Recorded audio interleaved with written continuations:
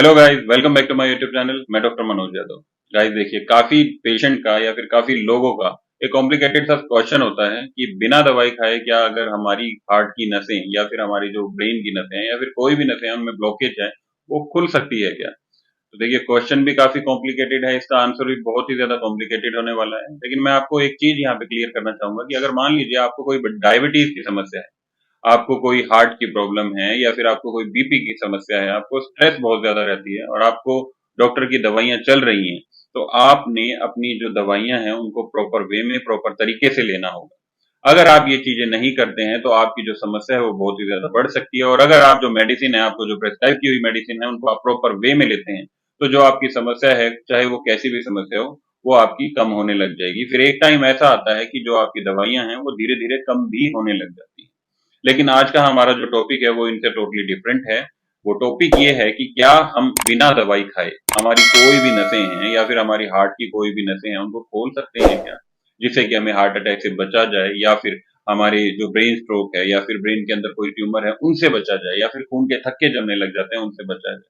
तो आज हम लोग इन्हीं चीजों के बारे में डिस्कशन करेंगे। देखिए, सबसे पहले तो आपको ये समझना होगा कि हार्ट की जो ब्लॉकेज है या फिर हार्ट की नसों की जो ब्लॉकेज है किस कारण से हुई है, उनके वजह क्या है, उनके कॉजेस क्या हैं। इन सभी चीजों को आपको समझना होगा। इन सभी चीजों को समझने के बाद में आप अगर चाहें तो ये जो मैं आपको बताने वाला हूँ ये रूटीन फॉलो कर सकते हैं। लेकिन फिर भी मैं आपको यही बात बार बार रिपीट कर रहा हूँ कि दवाई एक बहुत ही अच्छा आपके पास सॉल्यूशन है, कि बिना दवाइयों के अगर आप करना चाहते हैं अपने आप को ठीक, तो वो एक थोड़ा सा कॉम्प्लिकेटेड एक वे हो जाता है। लेकिन अगर बिना दवा अगर आप दवाई खा के अपने आप को ठीक करना चाहते हैं, बहुत ही नॉर्मल वे में आप ठीक हो सकते हैं। चलिए बात करते हैं अपने टॉपिक पे कि कॉजेज क्या क्या हो जाते हैं। सबसे पहला जो कॉजेज होता है वो मेटाबॉलिज्म होता है। आपकी बॉडी का मेटाबॉलिज्म कैसा काम कर रहा है, कहने का मतलब है कि अगर आपकी बॉडी ओबेसिटी है, आपके अंदर फैट बहुत ज्यादा है, चर्बी बहुत ज्यादा है, या फिर आपका लीवर बहुत ज्यादा कम काम करता है, या फिर आप स्ट्रेस में रहते हो, तो इन सभी चीजों की वजह से क्या होता है कि आपको जो हार्ट की प्रॉब्लम है या फिर हार्ट में जो आपकी नसें हैं उनकी नसों के अंदर ब्लॉकेज आने लग जाती है। अब मान लीजिए आपको ओबेसिटी है। ओबेसिटी में क्या होता है, आपने देखा होगा काफी लोगों को हार्ट अटैक आते हैं, काफी लोगों को ये वाले सिम्टम्स आने लग जाते हैं कि एकदम से पसीना आने लग गया है लेकिन अटैक नहीं आता है। तो ये सभी सिम्टम्स हमें ये शो करते हैं कि कहीं ना कहीं कोई ना कोई आपकी जो नस है वो ब्लॉकेज है या फिर खून के थक्के जमने लग गए हैं। अब देखिए, आपको यहाँ पे कुछ चीजें मैं क्लियर करूंगा कि अगर मान लीजिए आपको हार्ट की कोई प्रॉब्लम है, तो इसमें कई लोगों को क्या होता है कि आपको अचानक से सीने में दर्द आने लग जाएगा। लेकिन मैक्सिमम सिनेरियो में ये देखा गया है कि जिन लोगों को भी हार्ट की प्रॉब्लम होती है या फिर नसों के अंदर कोई भी ब्लॉकेज होती है, उनके अंदर कई बार ऐसा होता है कि आपको चेस्ट के अंदर पेन नहीं आता है। आपको इसके सिमिलर कुछ रीजंस होते हैं या फिर कुछ ऐसे सिम्टम्स होते हैं जो आपको दिखाई देने लग जाते हैं, जैसे कि अचानक से आपको हेडेक होने लगेगा, अचानक से आपके लेफ्ट हैंड के अंदर सूनापन आने लगेगा, या फिर अचानक से आपको पसीना आने लगेगा, आपको थकान महसूस होने लगेगी, या फिर जो आपकी सांस है वो बहुत ही रुक रुक के आने लगेगी। कई लेडीज होती हैं, लेडीज के अंदर मैक्सिमम ये देखा गया है, उनको कभी भी जब भी हार्ट अटैक या आने वाला होता है या फिर उनके हार्ट की कोई भी जो भी नसें हैं वो ब्लॉकेज होती हैं, तो उनको कभी भी चेस्ट पेन नहीं होता है। उनको इसके सिमिलर जो मैंने आपको रीजन बताए हैं ये सभी सिम्टम्स आने लग जाते हैं, जैसे कि आपको पसीना आने लग जाएगा, अचानक से स्वेटिंग होने लग जाएगी, आप एसी के अंदर बैठे हो तब भी आपको पसीना आने लग जाएगा, आपको सांस लेने में दिक्कत होने लग जाएगी, सांस खींच खींच कर आप लेंगे, इस तरीके के सिम्टम्स आपको आने लग जाते हैं। तो ये सभी अलग सिम्टम्स होते हैं। अब देखिए, हमारी बॉडी का जो मेटाबॉलिज्म होता है उसके ऊपर हमारे जो टेस्ट होते हैं वो किए जाते हैं। उन टेस्ट के अंदर सबसे पहले कुछ चीजें हैं जो आपको ध्यान रखनी होगी कि अगर आपके हार्ट की ब्लॉकेज है तो आपको क्या क्या करना है। देखिए, सबसे पहले तो आपका जो यहाँ पे एक सिम्टम होता है वो होता है कोलेस्ट्रॉल। आपका कोलेस्ट्रॉल बढ़ा हुआ नहीं होना चाहिए। कोलेस्ट्रॉल के अंदर क्या होता है, देखिए, अगर आपका खून गाढ़ा हुआ, आप लिपिड प्रोफाइल को समझने की कोशिश कीजिए कि आपके लिपिड के अंदर क्या क्या आता है। लिपिड के अंदर आपका कोलेस्ट्रॉल आता है, लिपिड प्रोफाइल के अंदर आपका ट्राइग्लिसराइड आता है, आपका एचडीएल आता है, एलडीएल आता है। आपको इसमें देखने का क्या जरूरत पड़ेगी, वो है कि आपको सबसे पहले ये चेक करना होगा कि लिपिड प्रोफाइल के अंदर आपका जो टोटल कोलेस्ट्रॉल है वो 150 से डाउन लाइन में होना चाहिए, 150 से कम होना चाहिए। आपका जो ट्राइग्लिसराइड का लेवल है वो 100 से कम होना चाहिए। आपका जो एचडीएल एलडीएल लेवल है वो रिस्पेक्टिवली 20 और 30 के नीचे होने चाहिए या फिर 20 और 30 के अराउंड होने चाहिए।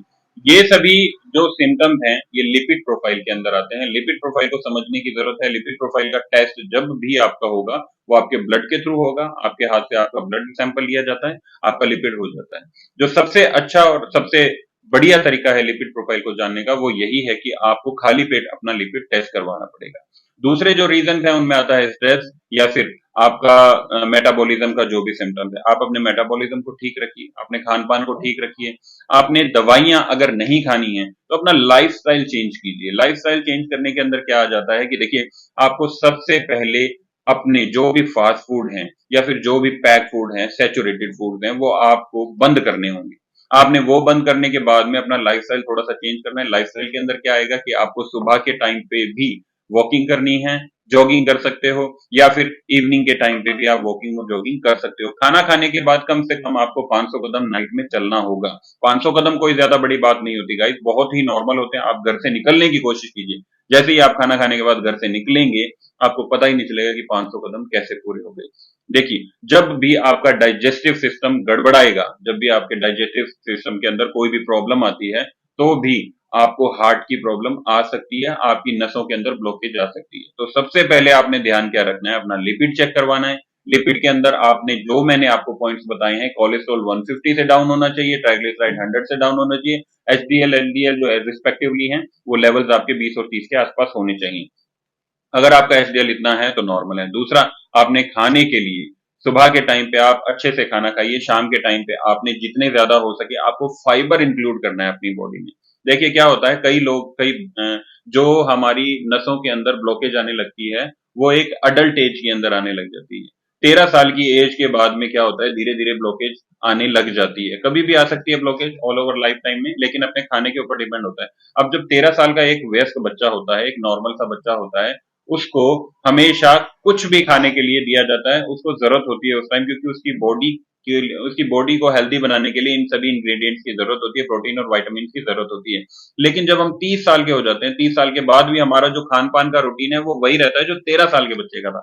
लेकिन उस टाइम में जो हमारा मेटाबॉलिज्म होता है हमारी बॉडी का, वो टोटली चेंज हो जाता है। अगर उस टाइम पे भी हम वही चीजें खाते रहेंगे तो प्रोटीन हमारी बॉडी के अंदर बहुत ही ज्यादा मात्रा में हो जाएगा, विटामिन बहुत ही ज्यादा मात्रा में हो जाएगा, हम फैटी होने लगेंगे, ओबेसिटी बहुत ही ज्यादा होने लगेगी, जिसकी वजह से हार्ट में ब्लॉकेज आ सकती है। जब भी आपका 30 या 40 के आसपास एज होने लगे तो आपको अपनी डाइट के अंदर फाइबर को बहुत ही ज्यादा इंक्लूड करना है। फाइबर आप इंक्लूड कीजिए। आप सैलेड खा सकते हैं, आप फ्रूट्स पर रह सकते हैं। नाइट के टाइम पे कोशिश कीजिए आप बहुत ही लाइट वेट या फिर लाइट खाना खाएं।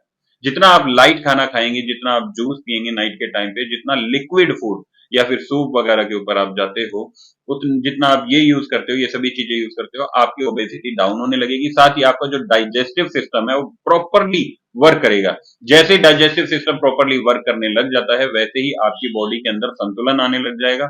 आपकी जितनी भी ब्लॉकेज है धीरे धीरे वो निकलने लग जाएंगी। लेकिन फिर भी मैं यहाँ पे आपको बताना चाहूंगा, मैं बार बार यही बोल रहा हूँ कि ये एक तरीका है आपको ठीक रखने का। आपकी ब्लॉकेज धीरे धीरे इस तरीके से ठीक हो सकती है। लेकिन अगर आपको बहुत ही ज्यादा प्रॉब्लम है तो आपको मेडिकेशन का कोर्स करना ही पड़ेगा। आपको मैंने यहाँ पे 3 चीजें बताई हैं। सबसे पहले आपने क्या करना है, अपनी बॉडी को बहुत ही अच्छे वे में रखना है। आपका मेटाबॉलिज्म जो है वो बहुत ही प्रॉपर वे में वर्क करना चाहिए। आपने प्रोटीन और विटामिन एक एज के बाद में बंद कर देने हैं या फिर कम कर देने हैं। फाइबर के ऊपर ज्यादा ध्यान देना है। दूसरा, वॉकिंग और जॉगिंग आपने बिल्कुल भी नहीं छोड़नी है। साथ ही जो भी आपके टेस्ट हैं जैसे लिपिड प्रोफाइल है, ये हर आप तीसरे महीने चेक करवाते रहिए, ताकि आपको पता चलता रहे कि लास्ट मंथ अगर आपको दिक्कत नहीं थी तो ये भी नहीं हो सकता कि नेक्स्ट मंथ में आपको दिक्कत नहीं होगी।